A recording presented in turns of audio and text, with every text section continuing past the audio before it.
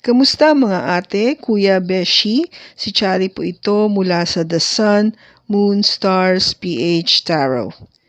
Ipapaalam ko lang po na ito po ay isang general read o pangkahalatang pagbabasa at maaring hindi lahat ay magtugma sa inyong sitwasyon. I-check din nyo ang inyong Moon, Rising at Venus sign. Baka doon mas tumugma ang read para sa inyo. At kung ang mensahe ay tama sa inyo, paki-like lang po at mag-subscribe kung hindi pa ninyo ito ginagawa. Okay, mag-umpisa na po tayo. Hello po mga ate, kuya, beshi. Kamusta na po kayo? Andito ulit ako si Chari para gumawa ng another reading, and this is for the sign of Leo, Sun, Moon, Rising, and Venus. And of course, welcome po yung mga cross-watchers ni Leo at ang mga bago po nating viewers. As promised po, ito yung part 2 o yung kasunod ng ating pagbasa dun sa huli po nating nilabas na video para sa iyo, Leo. So tignan natin ngayon kung ano yung magiging susunod o parang in a way conclusion do sa ating first na pagbasa.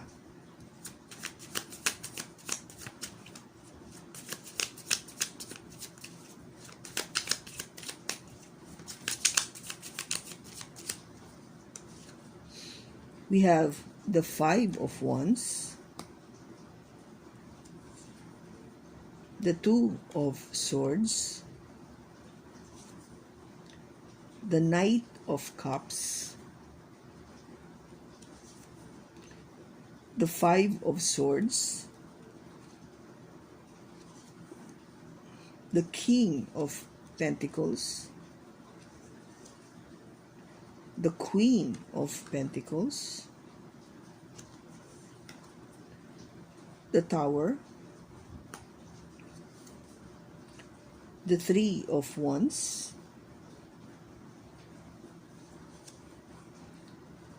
the Page of Wands,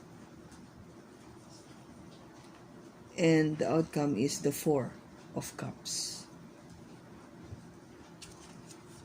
Yung bottom niya is the Four of Pentacles.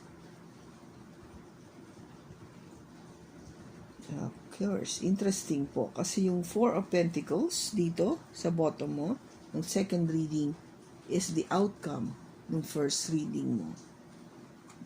Okay, so I just want you to see that.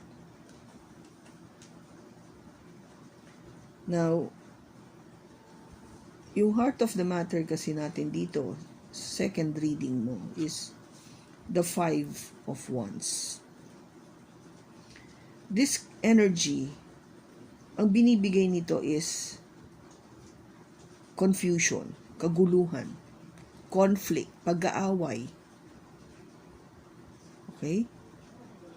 Now, ano yung posibleng naging, kung bakit nagkaroon ng ganitong energy?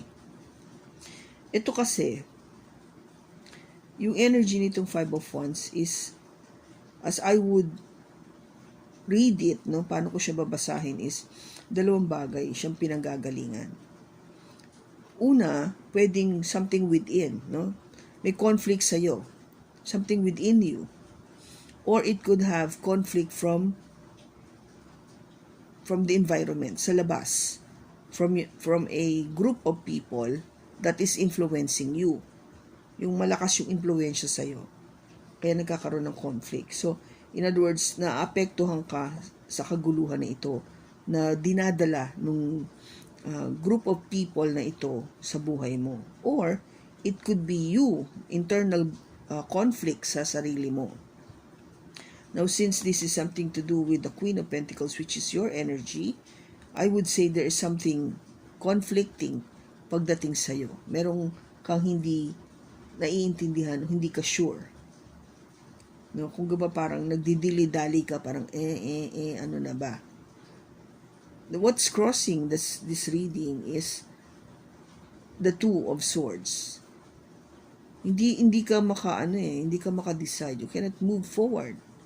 You cannot make that decision. Kung ba parang somebody or something is stopping you to make a very clear, decisive decision.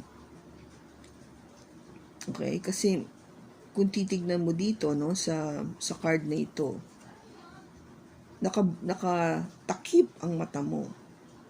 No? You cannot see it. Hindi mo pa makita yung sagot na kailangan mo para makadecide ka. Yun yung kung bakit may conflict, kung bakit magulo. Magulo isip mo. Nung nakaraan, in your past, may nag-offer ng pagmamahal sa'yo. Somebody you didn't expect came. No? May dumating. May nag-offer ng love.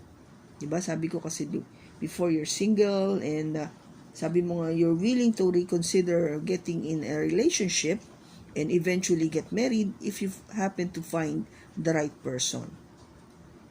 May dumating sa past mo. May dumating siya. Nag-offer siya ng love. This is the Knight of Cups. So, it could be you're dealing with a water sign, Cancer, Pisces, or Scorpio, o meron siya nito sa kanyang chart. Okay? Not necessarily, but I'm just stating that yung ano niya, zodiac sign. Now, yung naging focus kasi is ito, the Queen of Pentacles, which is your energy. Diba, Leo? The way we started. If I show you your card, this is the Queen of Pentacles, your card. Now, your focus pa rin is you, the Queen of Pentacles pa rin, on your second reading. Diba? Talagang, naiintindihan ko naman yun, Leo, that you really love yourself. No? Mahal mo talaga sarili mo. Which is tama lang. Wala namang iba talagang unang magmamahal sa sarili mo kundi ikaw eh. You're doing the right thing. You're on the right path. But parang nakikita ko kasi talaga na you want to be 100% sure first yung papasukan mo bago ka talaga mag-give in. And umiiral dito yung energy na to ng Queen of Pentacles sa'yo. Okay? Yun yung focus mo eh na tama na ba itong magiging decision ko? Tama ba itong gagawin ko? Napag-aralan ko na ba lahat? Did I see everything? Is everything that I need to know? Nalaman ko ba? Did I research properly? Did I examine myself properly? Yung mga ganon. No? Hindi ka talaga bastang magdi-decide na, sige, ito na lang kasi meron na nag-offer. Hindi. Inag-aralan mo talaga mabuti ito. No? Having this energy of the Queen of Pentacles. Hindi siya talaga, kasi itong energy na to is masinop, madetalye. Okay? So, ganun ka eh. Now, yung lakas ng, sabihin natin, the strength, no? Yung kung saan ka humuhugot ng lakas is the energy of the King of Pentacles. Na, of course, the feeling of, you know that baka nga ito na yung tao na to kasi I could see naman this person to be a perfect match for me. No, nakikita ko na we're compatible, I like this person, I could see na, you know, we would go quite well together, we can work together, everything seems to be smooth sailing, mga ganon. So you know there would be a pair. Compatible kayo eh. So okay kayo. But in the near future, we have the Five of Swords. May pumapasok pa rin na doubt sa'yo, sa isipan mo. There is still a piece of in your mind na, am I sure? Talagang ito na ba? Wala na ba ako talagang, alam mo yung baka may ibang option pa ako, baka may iba pang dumating. Siya na ba talaga? Ganun eh. Meron ka pa rin a little bit of doubt within you. Kung bakit parang, sabi ko kasi, nagdidili-dali ka. No? Oo, gusto ko pero parang hindi pa ako 100%. Now, ang advice dito is the Tower. Something will happen that would totally shock you. Magugulat ka na lang. O masusurprise ka. O tipong hindi mo inaasahan na may mangyayari. Now, this could be something good or this could be something bad. Depende na sa magiging sitwasyon. Okay? Just a heads up. Now, ano ba in-influence itong reading natin na to is the Three of Wands. May iniintay ka eh. You're waiting for something, Leo.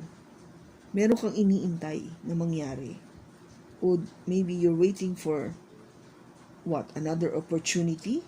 Are you waiting for another person to come in just to check kung ito na bang tao na to na nag-offer sa iyo ng love is the perfect match for you? Though nakikita mo naman that there is, kasi andito yung king, ito yung queen. Diba? Wala na doon. I mean, yun na yun. Kayo na yung mag-partner. Pero sabi ko nga, dahil meron ka pang maliit na doubt sa sarili mo, kaya kung ba parang nag-iintay ka pa rin na baka may mangyari pa, baka may dumating pa. Now, what is your hopes and fear is the Page of Wands. Na baka yung kakaintay ko nga, baka may dumating na mag-offer ng mas something very passionate, no? Something might ignite, something might start again for me. Na baka may makita pa pala ako na mas gusto ko, kaso naka-oo na ako dito. Alam mo yun, yung para bang nakakapanghinayang, di ba? Manghihinayang ka, parang kamali yata ako doon. So, yung outcome dito sa buong reading na to, Leo, is the Four of Cups. The Four of Cups. Kaya nga sasabi ko sa'yo na parang may hesitation. You're trying to hold. Hindi mo mabigay 100% pa rin yung sarili mo. Hindi mo mabigay 100% yung love na ito. Ayun, ino-offer na sa'yo yung love, yung cup. But you're hesitating, no? Pinipigilan mo talaga yung sarili mo na bumigay. Kung ba parang, oo na. Hindi eh. Sandali lang. Ganun ka ng ganun. Kung ba you're buying time. You're trying to delay things, no? Or maybe you're still in denial. Kung ba. Na the fact na alam mo okay na to, but or you just trying to really, put up that high level of standards sa iyo because you're a Leo, no? Mataas yung standard mo. Kaya para bang hindi baka may dumating pa na mas okay na ito yon. Ito na. You have this hope na alam mo yun, you have this hope na baka may dumating pa kaya nag-iintay ka. And kaya nga, you keep holding, no? Ito na yung sasabi ko sa you hesitate with this love because that's why you're holding back. You're holding back your emotions and lahat ng ito mo yung cards mo, lahat ng pag-hold back andito, no? Hold back sa Pentacles, hold back pagdating sa Swords sa iyong isipan niya. You're thinking long and hard. You're trying to take a rest. Ito yung tipo na, sandali muna, pag-isipan ko muna mabuti. Again, Diyos ko, nakikita mo lang to. Yung cards na pinipick up ko. The Hermit. This is an energy of a Virgo. Pinag-iisipan mo talaga, no? Gusto mo mag-isip kung ito na ba. So much thinking, holding back the emotion, hesitating the love. Hesitating to fall in love with the Queen of Cups. Ito yun eh. You're hesitating, holding back, trying to take a rest, thinking very hard not to fall in love yet. or thinking very hard about love. Okay? So, ito yung reading natin, Leo. You know,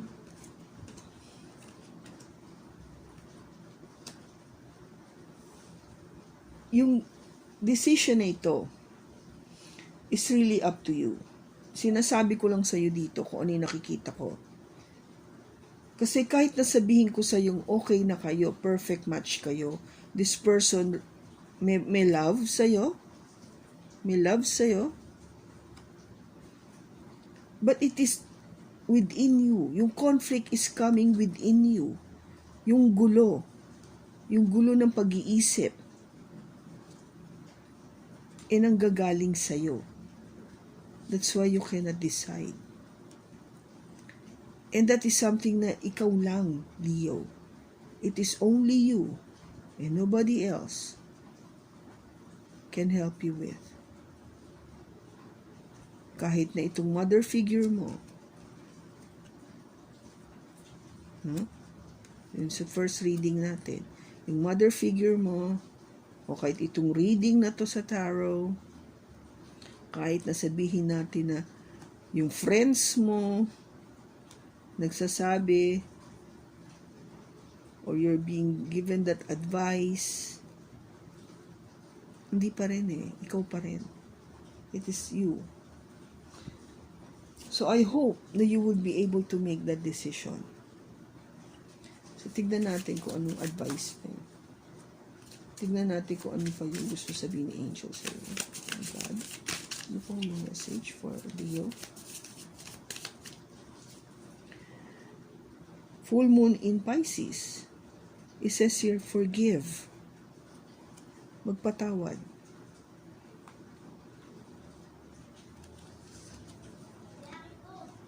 New moon in Taurus. Know your worth. Last quarter moon in Scorpio. Reveal what needs to be seen. Okay? So, gaba, Leo, is kung meron man nangyari sa past mo that brought you to be this hard on yourself pagdating sa relationship, kalimutan mo na yun. No? Magpatawad ka. Hindi ko sinasabi directly, no? And it's really up to you if you cannot forgive that person. But what I'm saying is forgive yourself to forgive yourself na involve ka sa ganon. We all go through a lot of frustrations in life. Kasi that's one way of learning. Kailangan nating madapa, masaktan para tayo matuto. And hindi naman kasi tayo na alam mo yung perfect all the time. We make mistakes. Most of the time, pa nga Pero that's okay. Don't be too hard on yourself. Yun yung gusto kong sabihin. If you learn to forgive yourself for getting through that particular bad experience or bad relationship, you are releasing yourself from this. Not necessarily with the person, but ikaw, yung sarili mo, di ba? Na-free mo na yung sarili mo sa ganitong klaseng pain. Di ba? Now, new moon in Taurus is saying, alamin mo yung worth mo, yung halaga mo. Dahil meron kang halaga, alam mo, you're a Leo, you know your worth. Reveal what needs to be seen. So, ipakita mo kung ano dapat nila makita sa'yo. Okay? Huwag ka matakot na i-show. So, what else? Kung ano pa yung advice or message for Leo? Worry. I am learning that worry doesn't change an outcome. Okay. Adversity. I accept that challenges are the best way to learn. Oh, yeah. Di ba? Best way to learn is yung mga kapalpakan natin sa buhay. Change. I understand that nothing can grow or evolve without movement. Diba? Hindi ito gagalaw kung hindi ka, walang mangyayari kung hindi ka gagalaw. That's the thing. You're a Leo. You're a fire sign. Ang gusto mo, aksyon. Aksyon, aksyon, aksyon. Hindi pwede maging stagnant. You need an outcome. Kailangan mo may makita. Diba? Kailangan mo magkaroon ng resulta. Yun yung tinitignan mo dito eh. Okay? Well, I hope, Leo, nakatulong ito sa'yo. I will pray for you that you'll be able to clear your mind and make that decision. Okay? Maraming salamat sa pagsama mo sa akin sa susunod na pagbasa muli. Ingat ka and God bless.